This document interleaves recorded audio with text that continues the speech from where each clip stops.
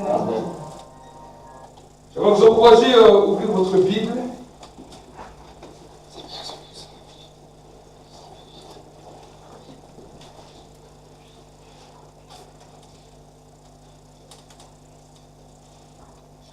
Dans le livre de Romains.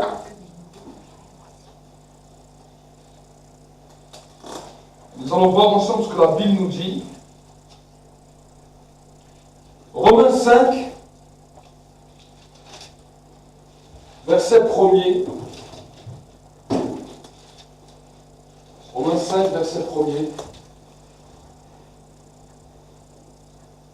La Bible nous dit, étant donc justifiés par la foi, nous avons la paix avec Dieu par notre Seigneur Jésus-Christ.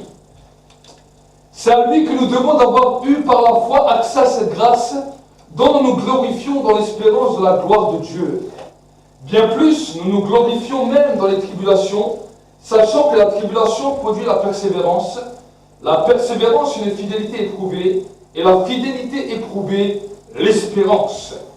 Or, l'espérance ne trompe pas, parce que l'amour de Dieu est répandu dans nos cœurs par le Saint-Esprit qui nous a été donné. Car lorsque nous étions encore sans force, Christ, au temps marqué, est mort pour nous des impies. À peine mourrait-on pour un juste. Quelqu'un peut-être aurait le courage de mourir pour un homme qui est bon. Mais en ceci, Dieu prouve son amour envers nous. Lorsque nous étions encore pécheurs, Christ est mort pour nous.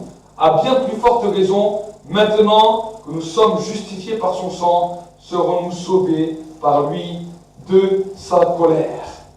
Car si lorsque nous étions ennemis, nous avons été réconciliés avec Dieu par la mort de son Fils, à bien plus forte raison, étant réconciliés, serons-nous sauvés par sa vie. Plus encore, nous nous glorifions en Dieu par notre Seigneur Jésus-Christ, par qui maintenant nous avons obtenu la réconciliation. Amen. L'apôtre Paul nous parlera de quelque chose de particulier à l'église de Romains. Il nous parlera des fruits de la justification. Amen. La Bible nous montre, quand nous commençons à lire la Bible, que Jésus est mort à cause d'une chose, pour que les hommes puissent échapper à la colère de Dieu. Parce que la Bible nous dit que la colère de Dieu s'était enflammée contre tous les hommes de la terre. Pourquoi? Parce que les hommes ont commencé à vouloir vivre sans Dieu, à vouloir marcher sans Dieu, à vouloir marcher d'après leur propre chef en s'autoproclamant lui-même un Dieu. Et nous voyons que dans sa folie, le monde est allé à la dérive. Et la Bible nous dit que malgré cela, Dieu a voulu faire quelque chose qui ne nous coûte rien. La Bible nous dit que Dieu a donné son Fils, sa parole incarnée dans un homme, pour que nous puissions être justifiés et passer à côté de la colère de Dieu si nous l'acceptons. Amen. Marcher avec Dieu. Des fois on dit oui, mais marcher avec Dieu peut être dur. Bien sûr, marcher avec Dieu va t'amener des fois des tribulations dans ta vie. Marcher avec Dieu va t'amener à devoir prendre des choix. Face peut-être à des modes de société. Face peut-être à des modes familiales. Face peut-être à des modes héréditaires que nous avons hérités. Que ce soit de nos parents, que ce soit de nos grands-parents. Nous avons eu un système dans lequel on nous a appris, on nous a enseigné des choses. Mais la Bible nous dit que marcher avec Dieu va nous amener des fois des difficultés, des tribulations, mais que ces tribulations sont là pour fortifier notre foi. Regardez ce que l'apôtre Paul nous dit. Il nous dit, dans le verset 3, bien plus nous nous glorifions même dans les tribulations, sachant que la tribulation produit la persévérance. J'aimerais vous dire que dans ta vie de croyant, tu as besoin pour pouvoir résister jusqu'au bout d'avoir de la persévérance.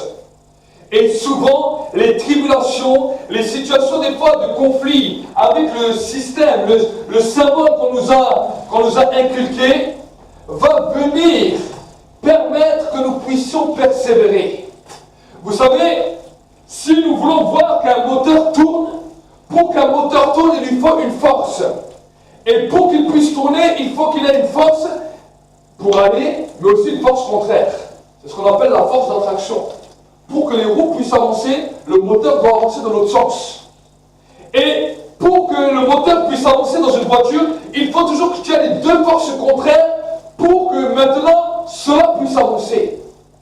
Nous aussi, pour que nous puissions avancer avec Dieu, nous avons besoin de vivre des fois par des moments de tribulation. Les moments de tribulation sont des fois les moments de conflit, les moments à cause de notre décision, les moments à cause de notre foi, dans lesquels le diable va essayer de nous tenter, le diable va essayer de nous faire chavirer, mais c'est à nous de persévérer, c'est à nous de combattre le bon combat. Vous savez, si vous voulez devenir fort, il faut nager à contre-courant. Si vous voyez les poissons qui nagent toujours dans le sens du courant, ces poissons n'auront jamais de force.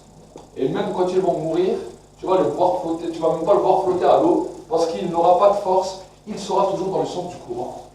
Mais si un poisson veut être fort, et qu'il nage toujours à contre-courant, au bout d'un moment, même ses écailles vont commencer à devenir forts, et à force de faire face au courant, à force de faire face, il va devenir très fort, et il va commencer à avancer. Est-ce que vous savez? Des fois, il est vrai que quand nous commençons dans notre marche avec Dieu, quand nous commençons à marcher avec Dieu, certaines choses peuvent nous être difficiles. C'est peut-être la prière, peut-être avoir le temps de la louange, peut-être avoir un temps de recherche personnelle avec Dieu. Oui, il est vrai que dans l'église, c'est plus facile, parce qu'on est entraîné par les uns, par les autres, et la prière suit son cours. Mais quand des fois nous nous retrouvons seuls chez nous à la maison, des fois même ne serait-ce que d'ouvrir une Bible, c'est difficile. Pourquoi? Parce qu'il y a une force qu'on appelle la force d'attraction, la force du péché qui nous tire toujours vers le bas. Et pour que nous puissions avancer et devenir forts, nous devons faire face à cette force et aller au-delà de cette force. C'est ça qu'on appelle aussi la tribulation. Amen. Faire mourir notre vieille nature et commencer à aller à contre-courant. Vous savez, tout athlète qui veut entrer dans un bon niveau est obligé d'avoir tout un régime, toute une capacité même d'entraînement pour pouvoir arriver à ses objectifs. Je n'ai jamais vu un athlète professionnel ou une athlète professionnelle qui arrive au championnat sans avoir travaillé. Ils ont peut-être fait des efforts, alors que certains étaient devant leur téléviseur, alors que certains des fois allaient manger des bons repas dans les restaurants. L'athlète est en train de travailler, est en train de travailler durement, est en train de s'entraîner, alors que d'autres peut-être allaient dormir. Lui, il s'entraînait encore plus, et il s'entraînait encore plus pour avoir un jour la coupe. La Bible nous dit que c'est de cette manière que nous devons courir avec notre foi. Nous devons courir dans le but de remporter la couronne qui nous est réservée. Amen. Dieu nous demande cela. Et oui, cela va des fois nous produire un effort. Des fois, cela va tout nous coûter. Des fois, cela va nous coûter notre propre vie. Mais la Bible nous dit, celui qui voudra préserver sa vie, la perdra. Mais celui qui perdra sa vie à cause de moi et de l'évangile, la retrouvera. Amen. Il y a des fois des moments où on a l'impression que non, on perd peut-être du temps, on fait certaines choses. Mais j'aimerais vous dire que si nous faisons les choses pour Dieu, Dieu nous récompensera et nous rendra au sanctuaire. Amen. La Bible nous dit que Dieu est celui qui récompense. Et que dans le processus de bénédiction de Dieu, vous savez, Dieu a appelé tous les hommes de la terre. Dieu a donné son Fils Jésus-Christ pour tous les hommes de la terre. Mais par contre, le processus de la bénédiction n'est pas réparti à part égale sur tous les hommes de la terre. C'est ceux et celles qui payent le prix qui obtiennent la bénédiction. Est-ce que vous savez? Le salut est ouvert pour tous. Le ciel est ouvert pour tous. Tout le monde peut accéder au salut gratuitement. Mais l'héritage de la bénédiction qui est après derrière, que ce soit dans cette vie et dans la vie de l'au-delà, est donné par le sacrifice. Est-ce que vous savez? Plus que nous commençons à comprendre ces règles, plus que nous allons grandir. C'est pour ça que Jésus a dit, cherchez d'abord le royaume du ciel et sa justice. Et toutes les autres choses, tout ce que tu as besoin, vous sera donné par-dessus tout. Amen. C'est quelque chose que nous devons comprendre, qui doit être ancré dans notre ADN, qui doit être ancré dans nos pensées. Et vous savez, souvent nous voulons, combien d'entre vous voulez des exaucements de Dieu? Ça sort dans vos prières. Combien? Levez les mains. Tout le monde voulait des exaucements de Dieu. Mais est-ce que vous savez que vous pouvez avoir toutes vos prières exaucées?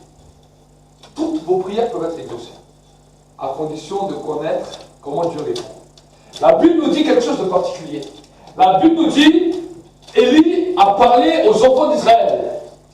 Il a dit, le Dieu qui répond par le feu, celui-là est le vrai Dieu. Amen. Vous savez, quand nous regardons dans l'ancienne alliance, le temple, nous voyons que chaque sacrifice, chaque prière que Dieu agréait, Dieu faisait tomber le feu du ciel. Et c'était ce signe-là que les enfants d'Israël attendaient pour voir l'exaucement de Dieu. Alors ils amenaient les animaux, ils égorgeaient les animaux, ils plaçaient les animaux sur l'autel et ils attendaient jusqu'à ce que le feu du ciel descende et que l'approbation de Dieu descendait. Un des premiers qui expérimentait cela, c'était Abraham. Dieu lui avait demandé de placer des pigeons, de placer des animaux sur l'autel. Il a dit, tu les égorges, tu les poses sur l'autel, mais tu ne mets pas le feu. Moi, je te répondrai. La Bible nous dit qu'Abraham a posé son sacrifice. Abraham a posé cela sur l'autel et il a attendu. Toute la journée, le feu n'est pas descendu. La nuit a commencé, les animaux sont venus, les vautours sont venus. Abraham les a chassés. Mais Abraham attendait devant le sacrifice. Jusqu'à tard dans la nuit. La Bible nous dit qu'à un moment, la nuit est devenue toute noire, toute sombre. Et même Abraham a eu peur. Parce qu'il faisait tout sombre et lui il attendait. Il n'y avait pas de lumière, pas de feu, il n'y avait pas d'électricité comme aujourd'hui. Il n'y avait rien. Il se retrouve dehors autour de quelques animaux cadavres posés sur un autel. Si les gens passent à côté, ils vont dire que cet homme est fou. Est-ce que vous suivez? Mais la Bible nous dit qu'à un moment donné dans la nuit, le Saint-Esprit, le feu du ciel est descendu et Dieu a agréé la promesse à Abraham et Dieu a commencé à conclure des alliances de bénédiction avec lui. Ça, c'est l'ancienne alliance. Mais la Bible nous dit que l'Église primitive ont commencé avec Jésus. Et à un moment donné, Jésus leur répand sur eux l'Esprit. Jésus souffle sur eux l'Esprit et il dit maintenant, restez à Jérusalem. Restez à Jérusalem ensemble. Pourquoi ensemble? La Bible nous dit là où 2 ou 3 sont assemblés, il est doux et agréable pour des frères de demeurer ensemble. C'est alors que l'huile d'onction commence à couler. C'est alors que l'onction commence à couler, que l'onction commence à se déverser, que la révélation commence à couler. Et la Bible nous dit, Jésus a dit à ses disciples, restez à Jérusalem, jusqu'à ce que vous soyez revêtus de la puissance d'en haut. La Bible nous dit, les disciples ont commencé à rester en chambre haute, à attendre. Ils ont dit, on doit voir le signe venir du ciel. On doit attendre voir le signe venir du ciel. L'approbation de Dieu sur notre vie. L'approbation de Dieu sur notre communauté. L'approbation de Dieu sur l'Église. Et la Bible nous dit que le jour de la Pentecôte, le feu est tombé du ciel. Le feu est tombé du ciel. Au point que des flammes de feu sont posées sur chacune des têtes. On ne nous parle pas simplement qu'ils ont expérimenté le Saint-Esprit ou quelques dons. La Bible nous dit le feu, la marque de l'approbation est descendue sur la vie. Amen. Les disciples d'Emmaüs, ils étaient en train de marcher sur le chemin d'Emmaüs. Jésus s'est révélé à eux après que Jésus put ressusciter des morts. Il a marché avec eux sur le chemin. Jésus a commencé à leur parler des histoires des prophètes. Il a commencé à leur expliquer toutes les histoires. Mais la Bible nous dit que les disciples ne l'ont pas reconnu. Mais quand il a rompu le pain avec eux, ils l'ont reconnu et Jésus a disparu. Ce qui m'a étonné, c'est que les disciples ont dit, quand il parlait, un feu brûlait dans nos cœurs. Le feu commençait à brûler.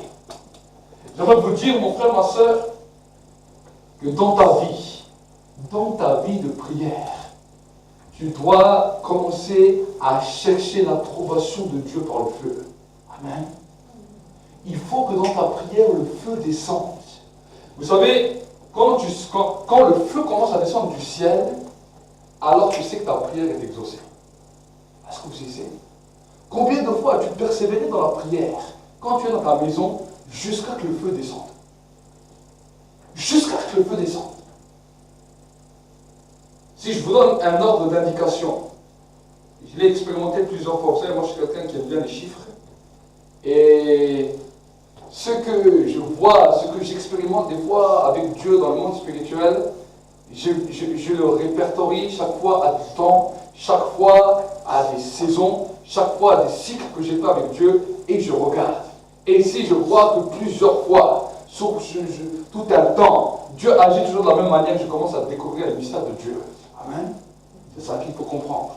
Nous ne devons pas agir comme des insensés. C'est comme ça que j'ai commencé à découvrir le mystère de la prière. C'est comme ça que j'ai commencé à découvrir le mystère de la louange. J'ai commencé à découvrir plein de mystères en comprenant les temps, en comprenant les saisons. Et j'ai réalisé, à un moment donné, que je pouvais faire tomber le feu sur ma vie à un temps donné. Est-ce que vous essayez? Après, je sais que ce n'est pas toujours facile. Mais j'ai commencé. J'ai regardé. J'ai dit, Seigneur, je vais prier jusqu'à ce que le feu descende. 1 heure. Je tournais comme ça dans mon salon. 2 heures. Des fois, ça venait au bout de 40 minutes. Des fois, Dieu peut nous faire la grâce qu'au bout de 1 heure, le feu il descend. Des fois, on peut se réunir dans l'église, on peut chanter 2-3 cantiques, le feu il descend. Mais quand, des fois, nous sommes à la maison, c'est pas toujours que ça se passe comme ça. Il y a un jour où la présence peut nous visiter, on est heureux, et des fois, pendant 2 semaines, il n'y a rien. On a l'impression que c'est un désert. On a l'impression que c'est sec. On a l'impression qu'on est en train de taper. On a l'impression qu'on est en train de chercher. Mais c'est là, à ce moment-là, quand on est en train de chercher, que le diable vient. Mais est-ce que tu as vraiment ressenti les choses la dernière fois? Est-ce que vraiment la présence de Dieu t'a visité? Est-ce que vraiment Dieu t'a touché? C'est là où le diable vient avec le doute. C'est là où le diable vient avec l'incrédulité. Alors j'ai voulu percer le mystère qui va au-delà de la pensée, au-delà du raisonnement, pour savoir combien de temps, quelle était la durée de persévérance dans la prière pour faire tomber le feu du ciel sur ma vie. Et j'ai réalisé, en essayant plusieurs méthodes, en essayant plusieurs choses, qu'après 3 heures de prière continue, le feu descend chaque fois. Est-ce que vous savez? Quand vous restez comme ça dans la prière, et vous dites, je persévère 3 heures dans la prière, vous êtes sûr que chaque fois, le feu va descendre du ciel. Est-ce que vous savez? Alors peut-être qu'on se dit, oui, mais 3 heures par jour, c'est énorme. 3 heures par jour. Pourtant, si vous regardez bien, nous avons une journée de 24 heures. La dîme de la journée, c'est 2h40. Est-ce que vous savez? 2h40. Ce qu'on appelle la dîme de la journée. Ce qui devrait revenir à Dieu. Les prémices que vous rendez à Dieu. Amen.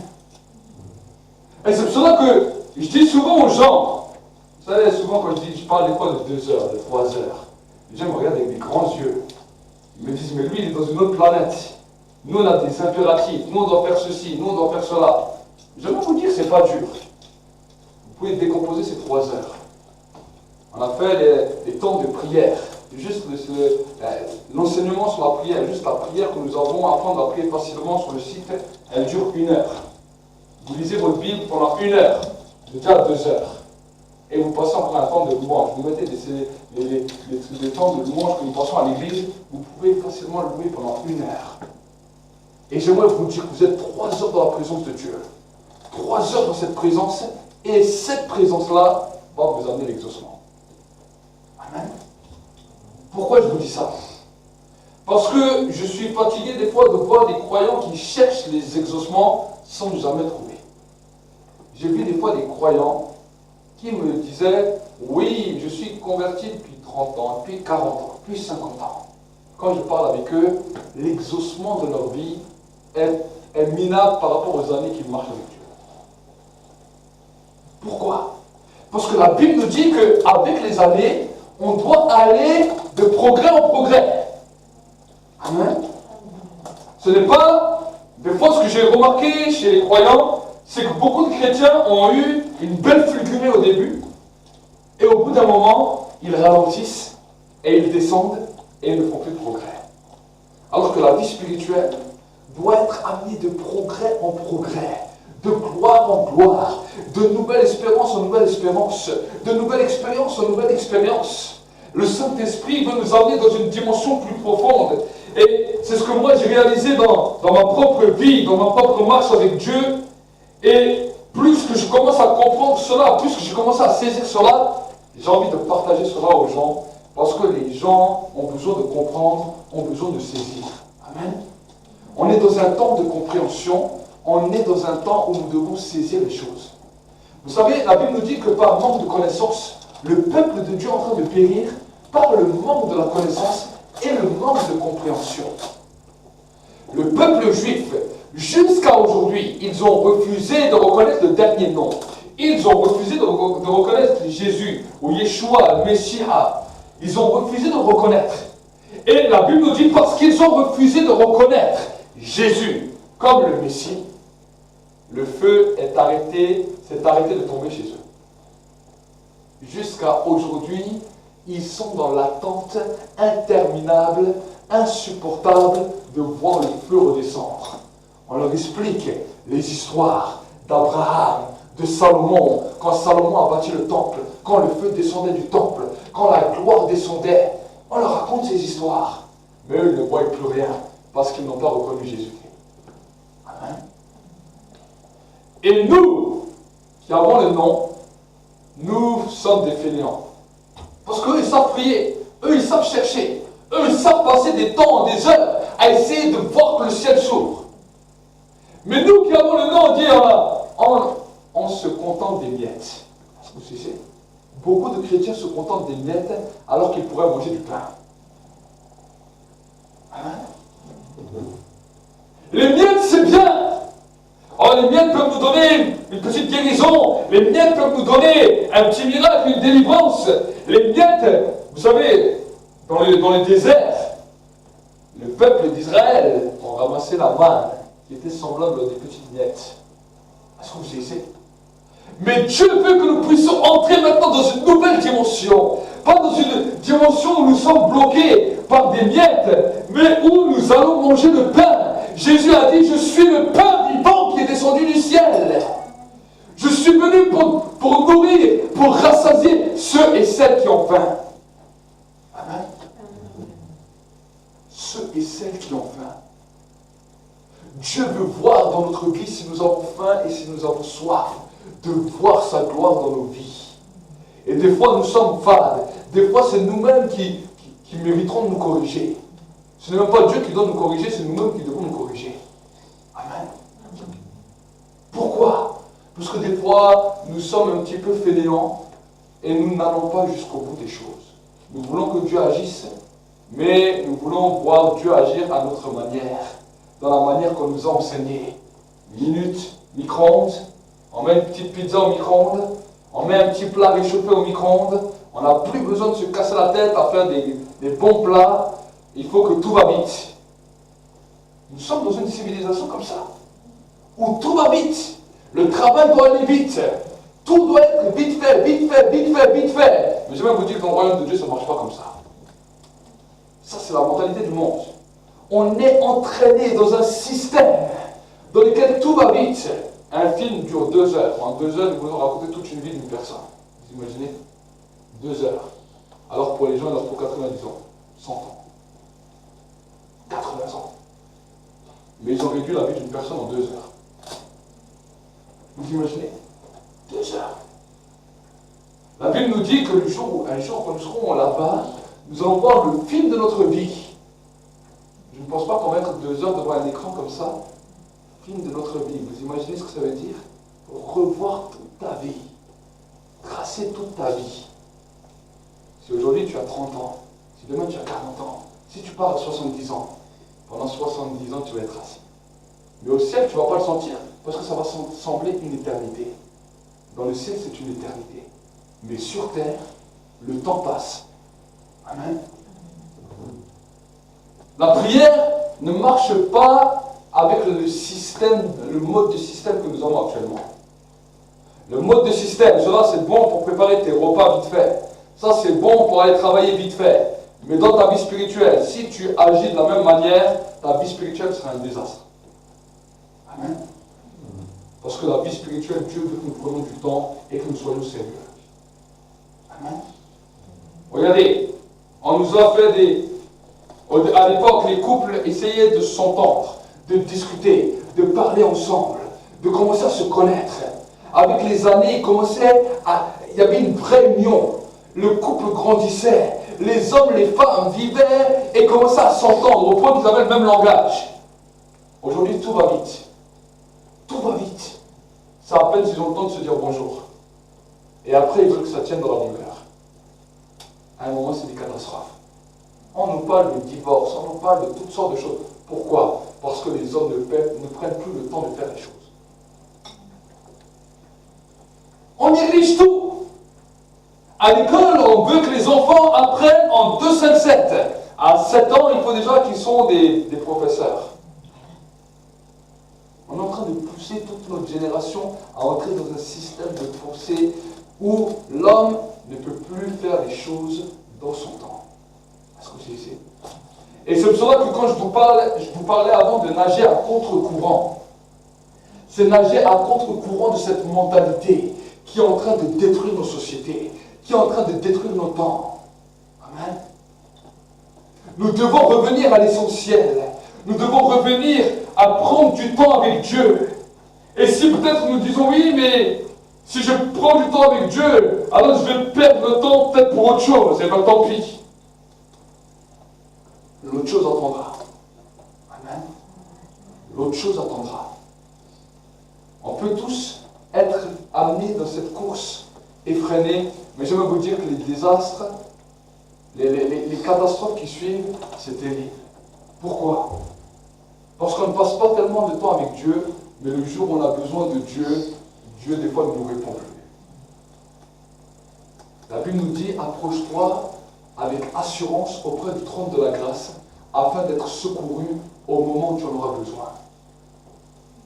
Est-ce que vous savez ici? Ça veut dire que ce que Dieu regarde, il dit, il y a des temps dans ta vie, il y a des moments dans ta vie où tu as la capacité par toi-même de t'approcher de Dieu.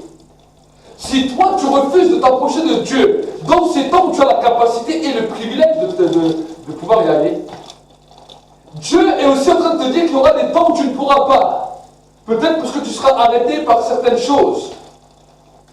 Mais si tu ne m'as pas cherché dans les temps où tu pouvais, je ne pourrai pas te secourir quand tu en auras besoin.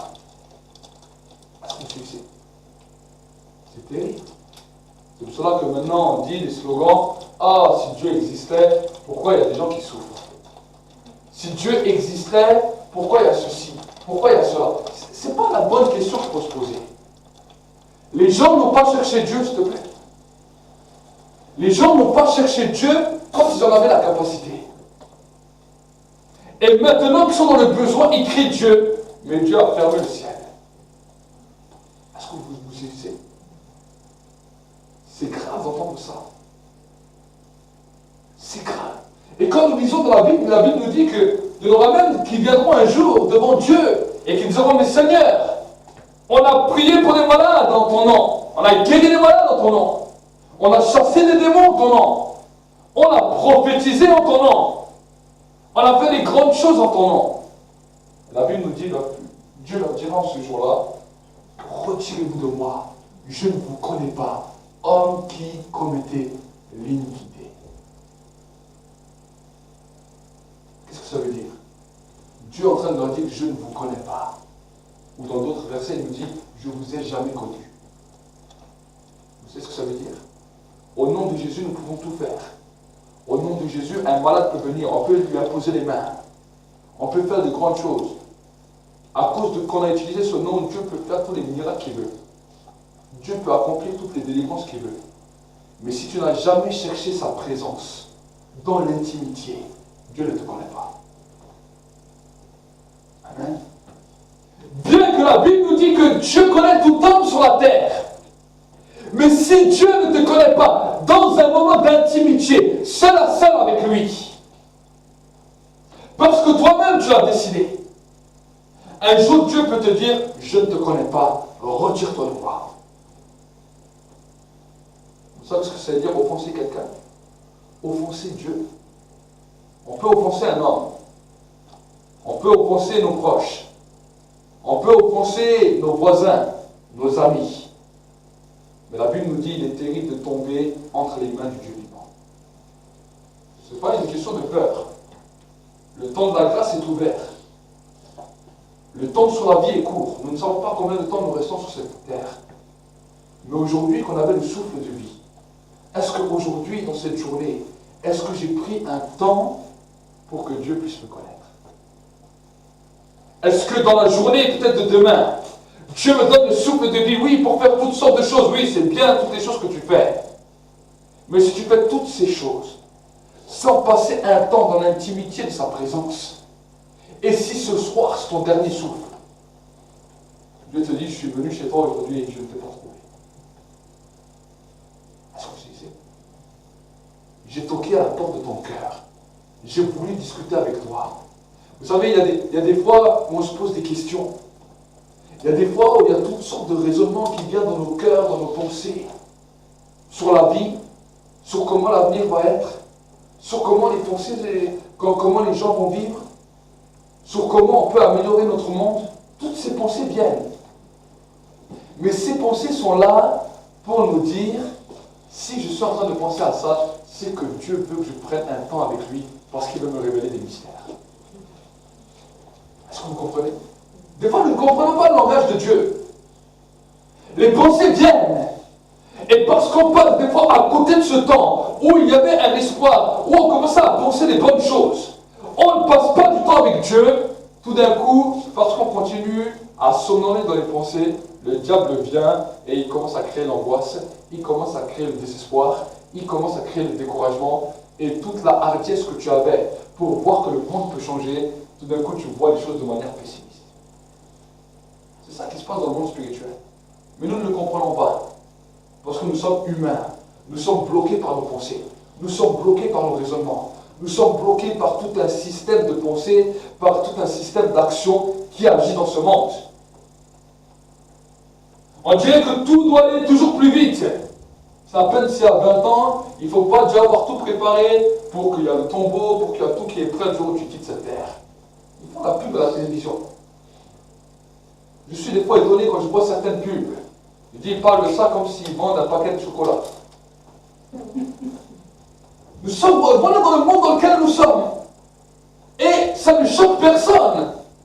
La plupart des gens voient ça, ils trouvent ça marrant. Et encore, beaucoup de gens téléphonent et souscrivent à ces genres de choses.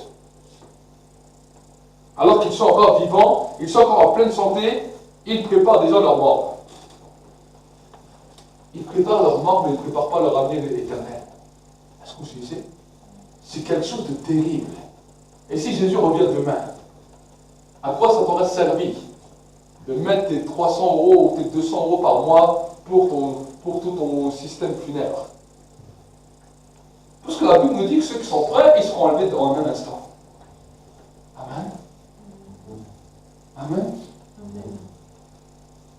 Nous devons commencer à marcher par la foi. Vous savez, Élie était un homme qui savait faire descendre le feu du ciel dans sa vie personnelle. Mais dans la vie, aux yeux de tout Israël, il savait faire descendre le feu du ciel. Moïse était un homme qui savait faire descendre le feu du ciel devant le Pharaon, devant toute l'armée des Égyptiens.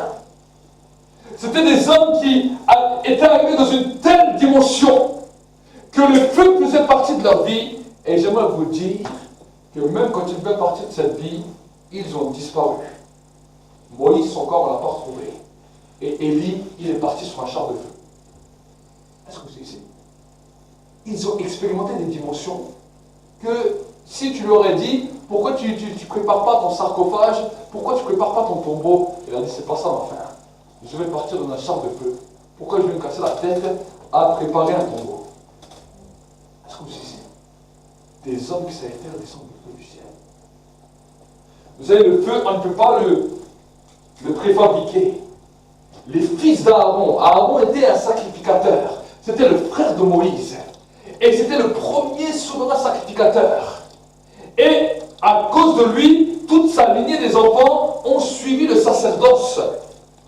Et la Bible nous dit qu'à un moment donné, Aaron avait 2 fils. Et ces 2 fils fils ont voulu jouer. Ils ont vu que Dieu répondait avec le feu. Alors ils sont venus, ils ont mis un feu étranger. Ils ont essayé de faire du feu eux-mêmes et de mettre ce feu sur l'autel. Ils sont venus avec le feu, ils ont dit comme ça, si les enfants d'Israël vont voir, ils vont voir qu'on a reçu l'approbation de Dieu. Vous savez ce qui s'est passé? Le feu qu'ils ont mis sur l'autel s'est embrasé et les a tués sur place. Est-ce que vous ici? Des fois, on peut faire du paraître. Oh, je vais montrer aux hommes que Dieu m'exauce. Je vais montrer aux hommes que c'est moi-même qui fais descendre le feu. Alors que l'approbation de Dieu n'est pas là. Est-ce que vous ici? La Bible dit que les 2 fils d'Aaron sont morts ce jour-là. Parce qu'ils n'ont pas saisi, ils n'ont pas compris. Et Dieu a dit, je ne veux pas du feu étranger. Et si vous regardez dans l'Ancien Testament, Dieu parle souvent du feu étranger. Du feu étranger. Aujourd'hui, je veux vous dire, dans ces temps dans lesquels nous vivons, nous voyons plein de feux étrangers. C'est quoi un feu étranger? C'est une personne qui veut des exaucements de la part de Dieu sans passer du temps avec lui. Ça, c'est un feu étranger. On croit qu'en 5 minutes, on obtient tout du ciel, un coup de baguette magique, on dirait qu'on dit une recette magique et que tout nous est pondu du ciel. Dieu n'est pas un magicien. Amen. Dieu n'est pas un magicien. Dieu ne donne pas comme ça tout pour rien. Dieu aime que nous puissions le rechercher, que nous puissions approfondir notre communion avec lui. Et vous savez, nous avons besoin de comprendre ça. Parce que sinon, nous allons courir, nous allons nous faire maître sur maître. Aujourd'hui, Internet est devenu un des grands fléaux dans lesquels on peut se trouver toute une panoplie de prédicateurs. On peut se trouver tous les prédicateurs qu'on veut. Ah, si je veux un peu frissonner, j'écoute lui. Si je veux un petit peu pleurer, j'écoute lui. Si je veux un peu ça... On essaie de se produire nos vies spirituelles. Et en fonction de ce qui nous a plu ou pas plu, ou ceci ou cela, on dit, ah, je suis béni. Ah bon? Une bénédiction, c'est bien comme ça. Je sais que les enseignements font grandir. Mais ce n'est pas simplement les enseignements qui obtiennent à la vie des personnes simplement toutes les faveurs du ciel et le feu. Est-ce que vous savez? Si tu écoutes même le meilleur des enseignements, mais que toi-même tu ne fais aucune recherche pour avancer dans ta communion avec Dieu, j'aimerais te dire, même en écoutant tous ces meilleurs enseignements, tu peux aller en enfer. Amen. Pourquoi je dis ça? Parce que c'est l'enseignement qui sauve ou c'est Dieu qui sauve? L'enseignement nous donne simplement la capacité, la clé, pour nous montrer quel est le chemin que Dieu veut que nous puissions prendre pour arriver plus près de lui. C'est ça l'enseignement. Ce sont des hommes qui ont cherché, des hommes qui ont su creuser, qui ont trouvé des secrets et qui vous ont donné ces secrets pour que vous puissiez aller directement au secret, directement à la source, pour commencer à puiser et aller plus profondément. Mais écoutez un enseignement et croyant que l'enseignement va tout vous faire, va tout vous pondre, ça va être simplement de l'émotionnel. Ça va vous faire du bien sur le coup, parce que vous aurez compris certaines choses. L'enseignement amène la révélation. La révélation amène une connaissance spirituelle. Ça ouvre les yeux spirituels, ça nous fait comprendre certaines choses spirituelles. Mais si nous n'approfondissons pas, demain nous sommes dans le voie aveugle. Est-ce que vous savez? C'est pour ça des fois des gens qui se limitent qu'à l'enseignement, mais qui ne cherchent pas une vie personnelle avec Dieu. Le jour qu'ils entendent l'enseignement, ils ont compris. Ils ont l'impression qu'ils sont émerveillés, ils ont l'impression qu'ils sont éclairés. Mais à peine ils rentrent chez eux, ils ont tout oublié. Est-ce que vous savez? C'est comme si c'est leurs yeux se referment. Et ils disent, mais pourquoi? J'avais l'impression que j'ai tout compris, et en fait, j'ai rien compris. La révélation de l'enseignement amène une clé, ouvre les yeux pour un temps défini dans lequel nous allons rentrer. Mais si nous loupons ce temps, nous passerons à côté des choses. Est-ce que vous savez? Dans le monde spirituel, c'est comme ça. Je vous donne un exemple. Une personne sonne à la porte. J'ouvre la porte. J'aimerais vous dire que je ne vais pas rester 3 heures devant la porte à attendre que la personne rentre. J'attendrai 5 minutes, 10 minutes. Mais si au bout de 10 minutes, la personne est toujours devant la porte et ne veut pas rentrer dans ma maison, bien que je lui ai ouvert la porte, bien qu'elle voit la lumière de ma maison, bien qu'elle voit la table dans laquelle il y a à manger, il y a toutes sortes de choses. Si la personne ne se décide pas de rentrer, au bout d'un quart d'heure, 20 minutes, je vais fermer la porte. Et tu vas faire la même chose. Si je viens chez toi, je viens dans ta maison, tu as tout préparé, et il fait froid dehors. Imagine, il fait moins 10, moins 20. Il fait très froid. Je sonne à ta porte. Tu ouvres la porte de ta maison. Je vois la lumière de ta maison. Je vois tous les mecs que tu as. Et que je ne rentre pas. Au bout de 15 minutes, 20 minutes, toi tu vas rester devant la porte. Tu vas dire, écoute, soit tu rentres, soit je ferme. Si tu ne rentres pas, c'est trop tard pour toi. C'est normal. Non. Sinon, je fais un dessin. Je viens chez vous et je reste 3 heures devant votre porte. Je vais voir ce que vous allez dire. Mais personne ne fait comme ça. Tu vas même me presser. Viens, rentre. Il fait froid. Et pourquoi Dieu, nous, on le fait attendre comme ça? Il a dit, je frappe à la porte des cœurs. Je veux t'amener dans une dimension de révélation. Des fois, il t'ouvre lui-même la porte. Il te dit, viens chez moi. Ou des fois, toi, tu lui ouvres la porte. Tu dis, ah, j'aimerais que tu viennes chez moi, mais tu ne laisses pas entrer. À un moment donné, la porte se ferme. L'arche du temps de Noé, à un moment donné, l'arche s'est fermée. Ça a mis 900 ans. Oui, ça a mis longtemps. Mais à un moment donné, l'arche s'est fermée.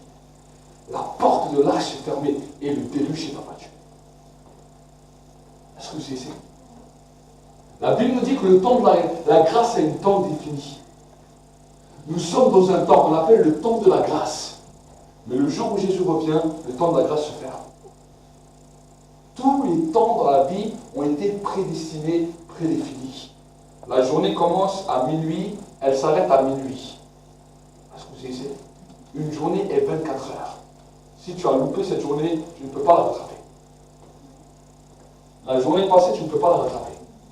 Tu peux faire mieux demain, mais la journée d'aujourd'hui, même là, il ne nous reste pas beaucoup de temps pour rattraper cette journée.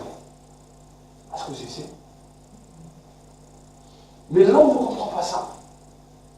Et j'aimerais vraiment qu'aujourd'hui, vous puissiez avoir un déclic dans vos vies. Un déclic. Pourquoi? Parce que si vous n'entrez pas dans cette dimension, à un moment donné, votre pensée va se durcir. Et quand la pensée se durcit, c'est comme si vous êtes insensible aux choses de Dieu. Ça nous est arrivé déjà à tous, plus ou moins, même quand on vient seulement de se convertir, tout d'un coup on marche avec Dieu, tout d'un coup on se durcit, et jusqu'à qu'un moment Dieu nous retouche, là on comprend, on demande pardon à Dieu. On a tous eu ces combats. Mais il ne faut pas les laisser continuer. Il faut commencer à avoir la victoire et dire, Seigneur, je ne veux plus que mon cœur s'endurcisse. Amen. Je ne veux plus passer par des temps où je n'ai plus faim et soif de Dieu. Je ne veux plus passer par des temps où je suis rassasié. Vous savez, les croyants rassasiés, c'est ceux qui ont l'impression que on a tout avec le Seigneur, on est bien, un petit peu de sa présence, ça suffit. Et de toute façon, on n'a pas besoin de plus. Je suis déjà tellement rassasié. Vous savez, un des hommes qu'on appelle Smith Wigglesworth, c'était un apôtre extraordinaire. Au 19e siècle.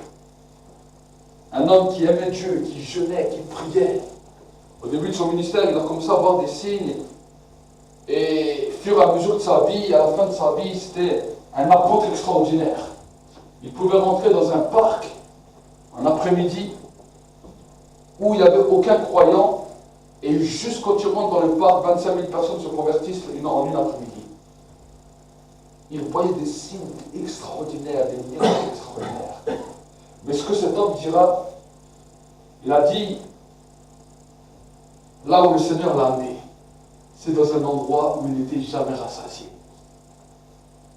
Où il avait toujours besoin de plus de sa présence. Où il a commencé à devenir addict à la présence de Dieu. Il a commencé à devenir comme un drogué cherche sa drogue. Il devait avoir toujours plus de la présence de Dieu. Et plus que les années passaient, plus que cela commençait à le bouleverser, à le saisir. Est-ce que vous saisissez? Quand on commence à goûter à l'onction, quand on commence à goûter à ça, il y a une faim, une soif qui doit commencer à s'activer dans nos vies. Amen. L'adrénaline du sportif est l'onction du croyant. Amen. L'adrénaline du sportif est l'onction du croyant. Si nous oublions ça, nous allons simplement un petit peu nous rassasier des miettes. Nous allons être heureux avec les miettes, mais nous ne voudrons pas plus. Je rêve de voir des hommes, des femmes qui sont totalement accros à Dieu. Amen. Accros à Dieu. Pas simplement quand on a des difficultés. Quand on a des difficultés, c'est facile d'être accro à Dieu. Parce qu'on a besoin d'un secours. Mais quand des fois la difficulté disparaît, quand des fois la vie commence à prendre plus d'aisance, est-ce qu'on va faire quelque chose pour devenir encore plus accro à Dieu? Amen. Vous savez, j'ai travaillé avec un musulman la semaine dernière. Et on a pu parler ensemble pendant 2 jours, on était ensemble dans le même camion, on a discuté, on a parlé de la foi, on a parlé de beaucoup de choses. Et ce qui m'a étonné quand je l'ai entendu, déjà tous les matins, il devait aller à sa mosquée. Alors on arrêtait le camion, il allait dans sa mosquée, il allait prier. Et quand j'ai parlé avec lui, il me dit, tu sais, je préfère vivre dans un grenier à côté d'une mosquée que dans un château loin de la mosquée. Il m'a dit ça. Et je l'ai regardé. Et je me suis dit, j'admire la vie des hommes et des femmes comme ça. Même s'ils ne connaissent pas vraiment le vrai Dieu, la ferveur qu'ils ont, ils admirent cette ferveur. Amen. Et des fois, nous avons la capacité de pouvoir vivre des choses dans la présence de Dieu. Eux, ils font des choses sans même présence. Je commençais à lui parler de la présence de Dieu, je commençais à lui parler que Dieu parle, décide. Il était choqué, il n'a jamais entendu ça. Il me disait, mais alors c'est ça qui te tient. Il me dit, j'essaie de comprendre. Il me dit, j'essaie de comprendre ce que tu dis. Il me posait beaucoup de questions, on discutait ensemble. Mais je dis, comment des hommes, ils sont prêts à dire, à suivre simplement une doctrine, pour une doctrine, faire des choses comme ça. Et nous qui avons la capacité de pouvoir vivre des choses avec Dieu. Vous savez, plus que nous passons du temps avec Dieu, plus nous pouvons développer un charisme spirituel. Plus nous commençons à comprendre des choses spirituelles. Nous commençons à voir dans l'esprit. Et quand nous commençons à entrer dans cette dimension, c'est merveilleux. Vous savez, des fois, il y a des moments dans ma vie où je passais du temps avec Dieu. Et quand je passais du temps avec Dieu, des fois, je ne voyais rien. Dans le temps où je passais avec Dieu, je ne voyais rien. Mais à peine je sortais, à peine je commence à parler avec les gens, ma parole elle-même devient une prophétie. Est-ce que vous savez? Et les gens commencent à me dire, ah mais ça c'est ma vie. Ce que tu es en train de dire, ça c'est à moi, ça c'est de moi, ça c'est de moi. Je dis, ah bon. Des fois, au début j'étais étonné. Je l'ai regardé, je dis, ah bon? Ah bon? Mais j'ai commencé à comprendre et à saisir les mystères de Dieu. Amen. Et je ne veux pas m'en arrêter là. J'ai 34 ans. Amen. À 60 ans, je serai encore plus fou. Amen. J'ai encore 30 ans pour devenir plus fou. Et 30 ans après pour devenir encore plus fou. Amen. Mais vous, quel est votre désir? Quel est votre but? Avec Dieu, il faut vous mettre des objectifs. Amen. Vous savez, on était trop dans un temps où les gens se disaient, ah, je me laisse conduire par le Seigneur. Je me laisse conduire par le Seigneur. Et en se laissant conduire par le Seigneur, finalement, ils se laissent tellement conduire qu'à la fin, ils ne font plus rien. J'attends que le Seigneur me conduise. Et j'attends que le Seigneur me dirige. Vous savez, j'en ai vu beaucoup de gens comme ça. Ils risquent d'attendre toute leur vie. Et un jour, ils arriveront devant Dieu, Dieu dit, c'est moi qui t'attendais. Est-ce que vous savez? Là, c'est que les yeux pour pleurer. Mettez-vous des objectifs. Combien d'heures décides-tu de passer avec Dieu? Par jour. Alors peut-être que c'est vrai que tu vas dire, ouais, 2-3 heures, c'est peut-être beaucoup. Mais alors passe au moins 1 heure. Commence à mettre du sel sur tes lèvres. Commence à dire, Seigneur, tous les jours, 1 heure pour toi. Amen. Moi, c'est comme ça que j'ai commencé au début. 1 heure. Je mettais 1 heure par jour pour Dieu. Je me levais un peu plus tôt et pendant 1 heure tous les jours, je respectais ça. Est-ce que vous ici? Et ensuite, après, non seulement j'aimais passer le temps dans la prière, mais quand je rentrais, je prenais ma guitare et la première des choses que je faisais, je chantais à Dieu. Amen. Et j'ai commencé. Après, je me suis mis dans la Bible. Et je me suis dit, voilà, maintenant il faut que je me mette un temps, un timer dans la Bible. Et je lis jusqu'à que le réveil sorte. J'ai commencé à faire violence. Amen. J'ai commencé à faire violence. Et jeûner un jour ou 2 jours par semaine, ça ne vous tue pas. Ça vous fait du bien à la ligne. Amen. Je fais les choses pour m'approcher de Dieu. Amen. Je parlais encore aujourd'hui avec un frère et on discutait et tout. Et il me dit, ah mais tu sais frère, j'attends la présence de Dieu. Il me disait, j'ai entendu le message. Il marche avec le Seigneur, c'est un croyant. Il me dit, mais j'attends encore la présence de Dieu. Je dis, frère, il ne faut pas attendre la présence de Dieu. Je dis, il faut rentrer dans la présence de Dieu. Amen. Il y a 2 choses. Il y a des gens qui attendent, mais Dieu nous demande de rentrer. Amen. Vous savez, et alors que je suis en train de prier ce soir avant de venir à l'église, le Saint-Esprit m'a ouvert les yeux. Il m'a dit, est-ce que tu sais comment on peut entrer? Il a dit, je suis catalogué, je suis qualifié comme de l'eau. L'eau qui est le symbole de la vie. Si tu entres dans ma présence, tu peux plonger ta main et en sortir, et l'eau va commencer à couler. L'eau est le symbole de la vie. Est-ce que vous ici? J'ai commencé à saisir. Et je priais. Et le Saint-Esprit a continué. Il m'a dit, je suis aussi le symbole de l'huile. Si tu plonges ta main dans l'huile, alors que tu sors ta main, l'huile va être là et l'onction va couler. Le feu, c'est la même chose. Quand tu te plonges dans le feu et quand tu sors du feu, tu es en feu. Est-ce que vous essayez? Pourquoi c'est important d'être dans le feu? Parce que le feu se rallumera toujours. Si le feu ne descend pas sur la vie d'un homme, la foi, à un moment donné, elle va s'arrêter. La foi a une limite.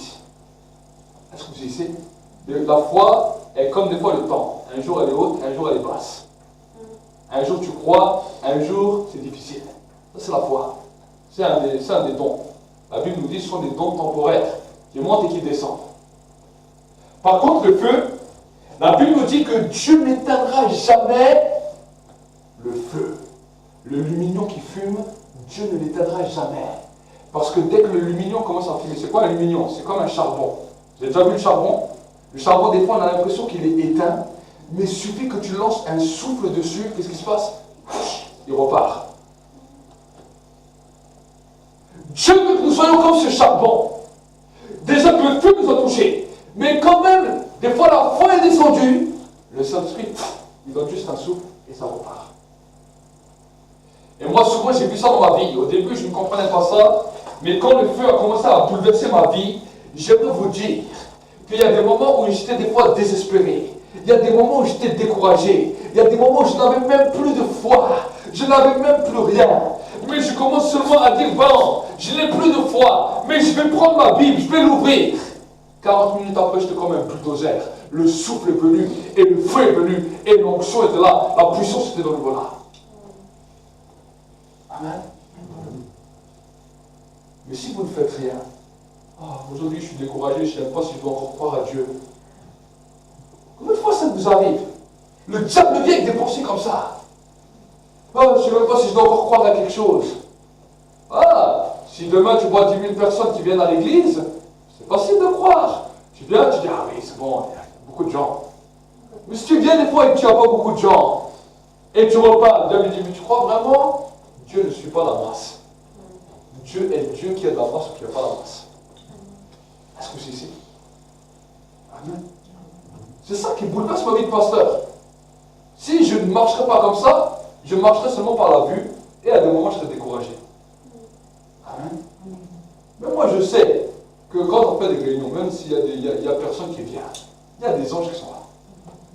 Dieu est là. Dieu n'est pas dans la masse. Dieu est en dehors du temps, en dehors de l'espace. Quand Dieu a créé le ciel et la terre, il n'y avait pas un homme. Et pourtant, il a tout créé. Pourtant, il était Dieu. Il n'a jamais douté de lui-même. Est-ce que c'est ici? Il a dit, celui qui veut croire, nous croit. Celui qui ne veut pas croire, tant pis pour lui. Amen. C'est ça que nous devons comprendre. Et Jésus, quand il voyait des hommes des fois, qui n'étaient même pas juifs, qui croyaient plus que les juifs, il était étonné. Il dit, voilà, lui, il ne connaît rien, mais pourtant il y a une foi qui me bouleverse les montagnes. Amen. C'est ça que nous devons faire comprendre aux gens. C'est ça que les gens doivent voir en nous. Quand tu marches dans ta vie, ils doivent voir que quelque chose est différent. Amen. Ils doivent voir que quelque chose est différent. Ils doivent voir que non, le feu brûle toujours en toi. Ils doivent voir que non, à travers même des fois les difficultés, à travers le temps, tu persévères. Amen. C'est ça, moi, souvent, qu'on m'a reproché. On me dit, toi, avec les années, tu deviens toujours plus fou. Tu deviens toujours plus intégriste. Tu deviens toujours plus extrémiste. Pourquoi? Parce que j'ai compris qui est Dieu. Amen. Et j'aimerais que vous puissiez comprendre cela. Pour vous. Pourquoi? Parce que si, aujourd'hui, je vous dis simplement, ah, mes amis, Dieu est bon, Dieu est amour, Dieu est ceci, Dieu comprend, Dieu ceci. Un jour, vous arriverez devant Dieu, et Dieu va dire, mais toi, tu ne me connais pas. Toi, tu vas venir me voir, tu dis, écoute, toi, tu es mon pasteur. Tu devais me dire les choses. Tu m'as dit que Dieu est un bonbon, que Dieu est un amour, que Dieu est comme un gros nounours, qu'on pouvait faire ce qu'on voulait, mais tu m'as menti. Ben, ton sang, il va être remonté à moi. Dieu va m'appeler. Il va me dire, voilà, je t'ai donné une mission. Je t'ai demandé de leur expliquer qui je suis. Toi, tu leur racontes des conneries. Ben oui. Par contre, si moi, je vous dis la vérité, alors moi, je vais dire à Dieu, moi, j'ai dit comment t'étais. Je ne leur ai pas caché. Si ça leur plaisait, c'était bien. Si ça ne leur plaisait pas, ça ne me regarde pas. Est-ce que vous suivez? Mais là, si toi, tu entends, et là, tu peux la sourde oreille, Dieu te dit, je viendrai chez toi. Et dire, mon serviteur t'a parlé. Qu'est-ce que tu as fait cette parole? Ah, mais tu sais, lui, il était un peu fou. Mais Dieu va dire, mais tu sais, j'utilise la folie des hommes pour confondre les sages. Cette petite folie que tu as entendue aurait pu sauver ta vie. Mais à cause de ton intelligence peut t'amener en enfer. C'est terrible, hein? L'intelligence de l'homme peut l'amener en enfer. Et la Bible nous dit que l'enfer, c'est quoi? C'est un endroit de pleurs et de grincement de dents.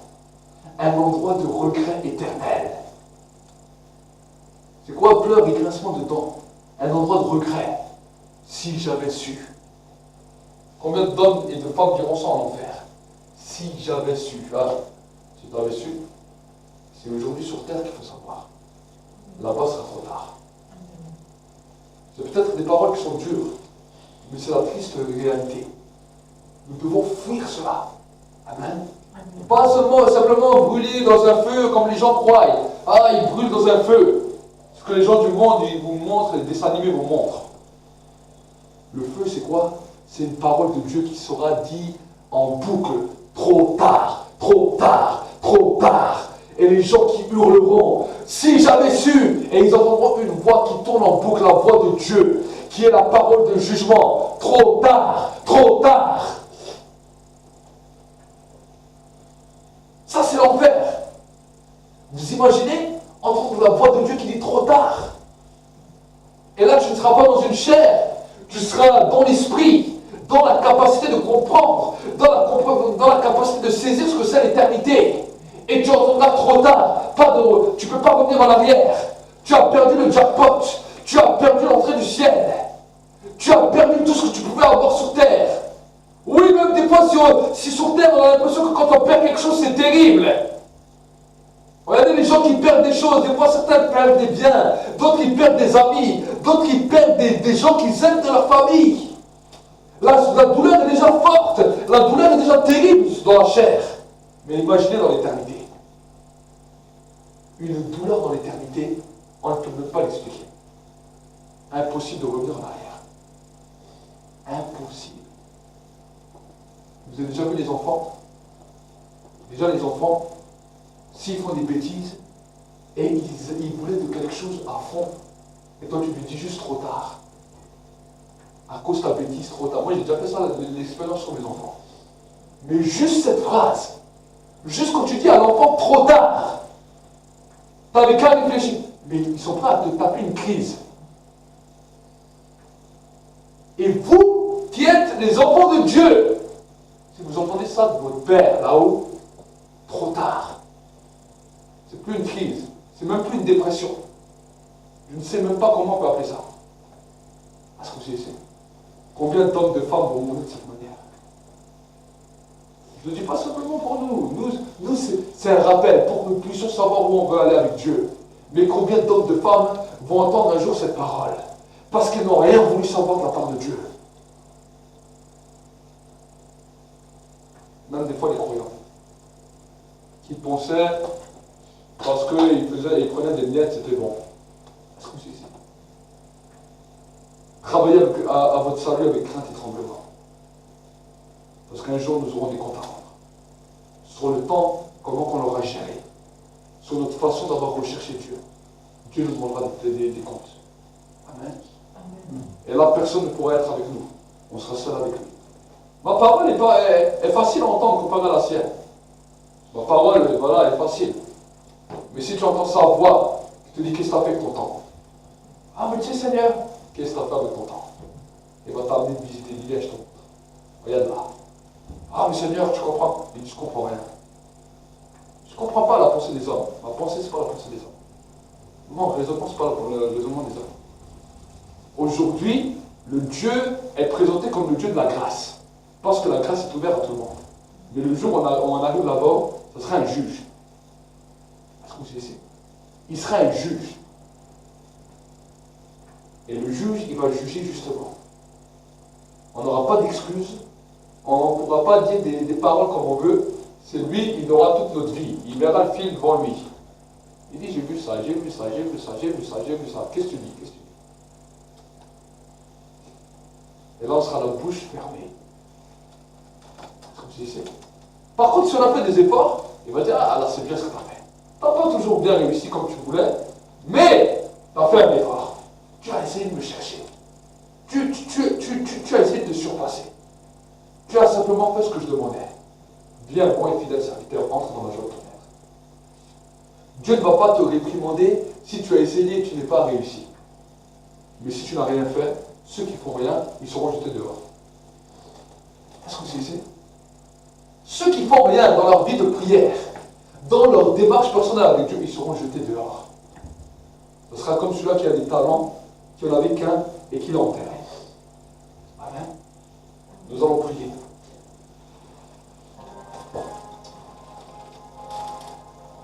Que ce message soit ce soir pour toi un déclic. Un jour tu seras devant le Seigneur. Moi je ne serai pas à côté de toi. Les personnes qui sont autour de toi ne seront non plus pas là ce jour-là. Sur terre, Dieu seul voit tout. Dieu seul connaît tout. En tant que communauté, des fois, on peut montrer un visage, mais dans nos cœurs, quand nous sommes seuls, quel est notre état? Quelle est notre persévérance? Quelle est notre motivation? Quel est notre désir? Est-ce qu'on veut paraître? Ou est-ce qu'on veut plaire à Dieu? Est-ce qu'on veut simplement dire je vis une chrétienté normale? Ou est-ce qu'on veut plus de Dieu? La Bible nous dit que le chemin est étroit et resserré. Au fur et à mesure qu'on marche, il devient de plus en plus resserré. Et Jésus ira plus loin, il dira que même peu le trouvent. Il y a beaucoup d'appelés mais peu d'élus.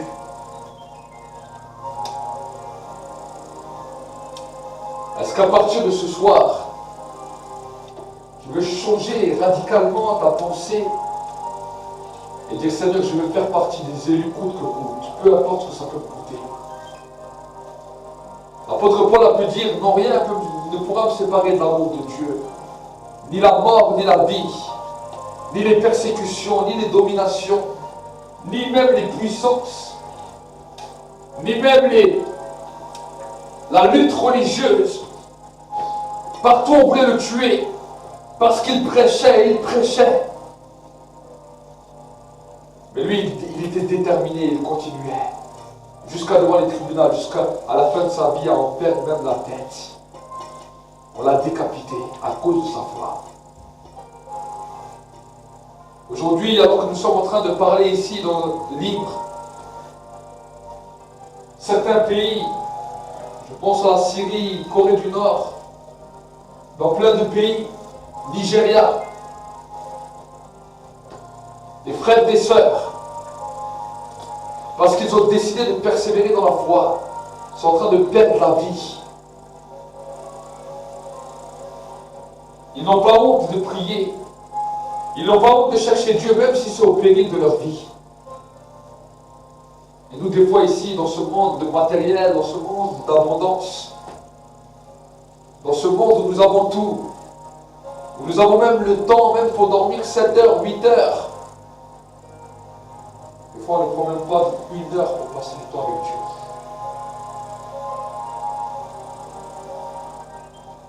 Je sens vraiment un appel du Saint-Esprit ce soir.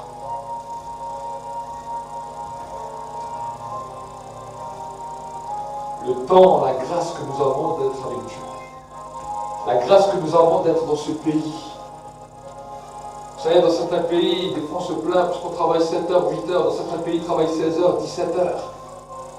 Et malgré cela, des frères et des sœurs sont encore prêts à sacrifier du temps avec Dieu. Et nous, qu'est-ce qu'on peut dire ce soir? Qu'est-ce qu'on peut faire ce soir pour que notre destinée va changer? Ici, que ce soit ici dans l'église, ceux aussi ceux qui vont regarder cette vidéo. Que la réflexion puisse être notre source, une nouvelle source de raisonnement.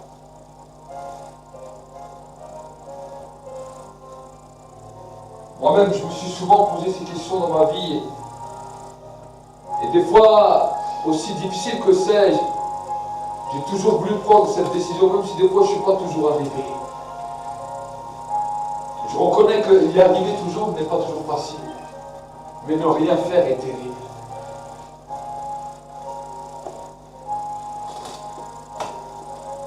Si tu veux aujourd'hui qu'il y ait un changement dans ta vie, alors fais simplement cette prière avec moi et dis, cher Saint-Esprit, ce soir je viens devant toi tel que je suis. Je te demande pardon pour tous mes manquements dans ma vie, pour tout le temps que j'ai perdu avec des futilités, avec des bagarres, avec toutes sortes de choses qui n'étaient pas là pour glorifier ton nom. Apprends-moi à sanctifier mon calendrier. Apprends-moi à sanctifier mes heures. Et que je puisse prendre du temps pour toi. Que je puisse entrer dans une nouvelle dimension. Et te connaître comme mon Seigneur et Sauveur. Qu'on puisse expérimenter une intimité dans le lieu secret. Que quelque chose de nouveau puisse se produire. Je te demande de me guérir, de me restaurer. Là où la frustration était venue, là où le découragement était venu, là où le désespoir était venu. Seigneur, que les choses vont comme je le veux, ou que les choses ne vont pas comme je veux. Que je puisse prendre du temps avec toi.